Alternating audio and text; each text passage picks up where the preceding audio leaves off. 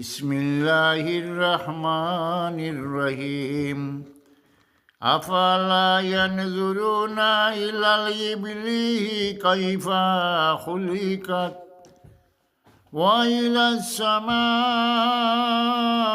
কাইফা রুফিআত ওয়া ইলাল জিবালি কাইফা নুসিবাত ওয়া ইলাল আরদি কাইফা সুতিহাত ফাযাক্কির ইন্নামা আনতা মুযাক্কির।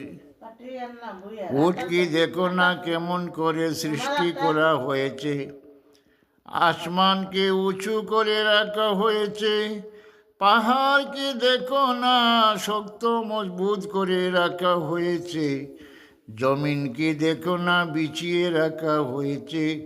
সূরা গাশিয়া।